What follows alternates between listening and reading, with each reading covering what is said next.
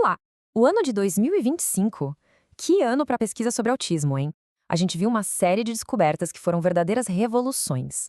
E hoje vamos mergulhar de cabeça nas 3 maiores notícias científicas do ano. São revelações que não só aumentaram nosso conhecimento, mas, olha, mudaram as regras do jogo. Mudaram fundamentalmente a forma como a gente entende o espectro do autismo. Bora lá? Essa frase é super conhecida, né? Quase um mantra na comunidade do autismo, porque ela captura perfeitamente a imensa diversidade do espectro. Mas e se essa diversidade não for só sobre comportamento? Em 2025, a ciência finalmente começou a nos dar um mapa, mostrando as raízes biológicas por trás dessa verdade que todo mundo já sentia. Bom, o nosso roteiro hoje passa por 3 áreas incríveis. Primeiro, a ideia de que o autismo não é uma coisa só, mas talvez 4 tipos biologicamente diferentes. Depois, a gente desce para uma conexão que parece surpreendente: o cérebro no intestino. E, por fim, vamos investigar uma revolução sobre a fiação do cérebro. E, no final, a gente amarra tudo isso para ver como aponta para um futuro de medicina de precisão. Ok, vamos começar com a primeira grande revelação, uma descoberta que veio da Universidade de Princeton e da Simons Foundation e que, sério, balançou as estruturas do que a gente achava que sabia. Pensa assim, os pesquisadores pegaram uma montanha de dados genéticos e clínicos e jogaram tudo para uma inteligência artificial super avançada analisar. Qual era o objetivo? Era ir além dos sintomas, dos comportamentos que a gente vê por fora, e cavar fundo até encontrar as assinaturas biológicas, o que define o autismo por dentro. E aqui está o pulo do gato. Olha só essa tabela. A divisão do espectro não é mais baseada só no que a gente observa. Pela primeira vez, temos grupos definidos pela sua biologia, olhando para a genética e para como outras condições, tipo TDAH ou epilepsia, aparecem juntas, sugerindo que elas têm uma raiz em comum com um tipo específico de autismo. E o que esse gráfico mostra é fascinante. Não tem um tipo dominante de autismo. Os 2 maiores grupos, o social/comportamental e o de desafios moderados, somam mais de 70% do espectro, mas nenhum deles é uma maioria absoluta. Isso só reforça a ideia de que o autismo é, na sua essência, biologicamente diverso e não só na forma como se manifesta. E agora vem a parte mais importante, o timing, sabe, o momento. Para alguns subtipos, as influências genéticas agem antes do nascimento, lá na planta baixa do cérebro. Para outros, elas aparecem depois, durante o refinamento das conexões da infância. E por que isso é tão revolucionário? Porque nos diz que não existe uma única janela de tempo para intervir. Dependendo do subtipo, as oportunidades para terapia e suporte podem ser totalmente diferentes. Agora, vamos mudar o foco. Sair do cérebro e ir para um lugar que talvez ninguém esperasse: o intestino.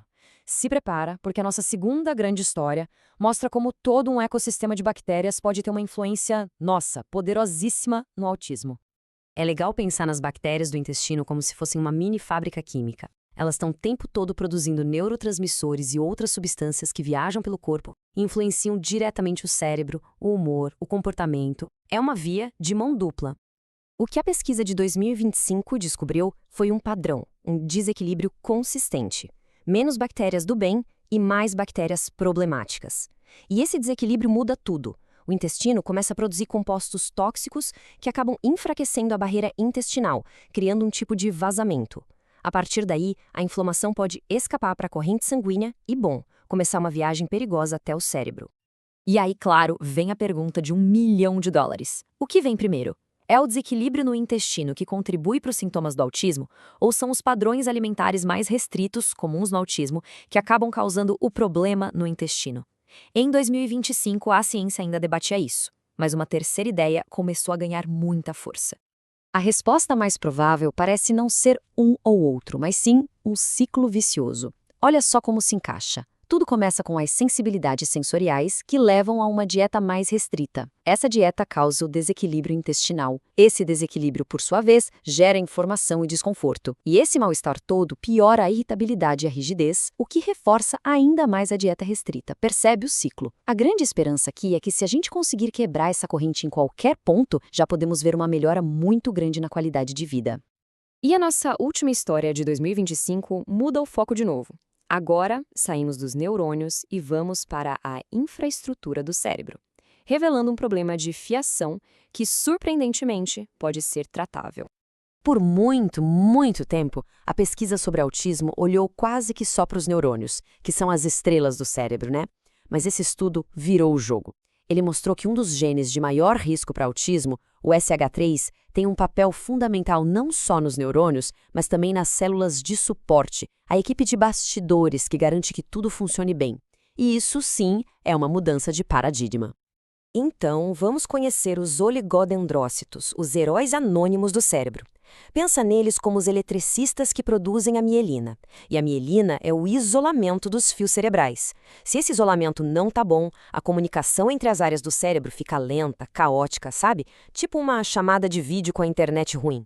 Isso aqui mostra a reação em cadeia que os cientistas descobriram. Primeiro, uma mutação no gene SHANK3 causa um problema. Isso, no passo 2, ativa demais uma via celular que, no passo 3, basicamente prende as células que deveriam produzir mielina. Elas ficam presas num ciclo de se dividir sem nunca amadurecer para fazer o trabalho delas. O resultado, no passo 4, é a falta de mielina. Mas a parte mais animadora é o passo 5. Um remédio que já existe consegue quebrar essa corrente, inibindo essa via e finalmente liberando as células para amadurecer e fazer o seu trabalho. E olha só a conexão com o mundo real.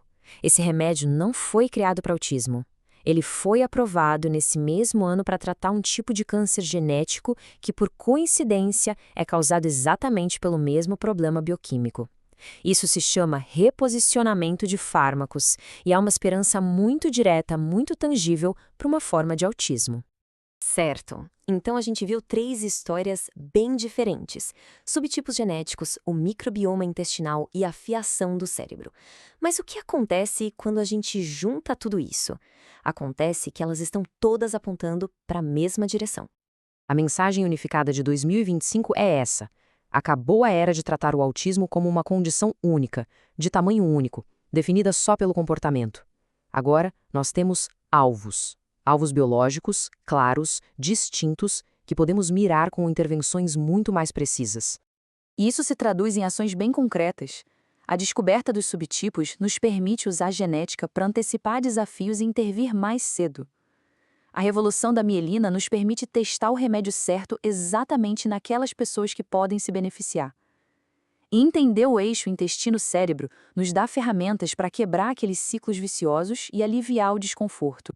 O que 2025 nos entregou foi basicamente um novo mapa biológico do autismo. Um mapa, nossa, muito mais detalhado e preciso do que a gente podia imaginar. Só que, com um mapa desses na mão, vem uma responsabilidade enorme.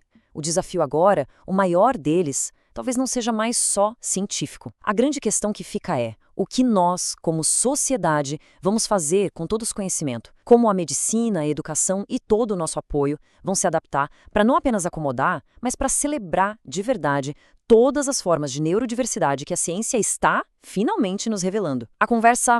Essa conversa está só começando.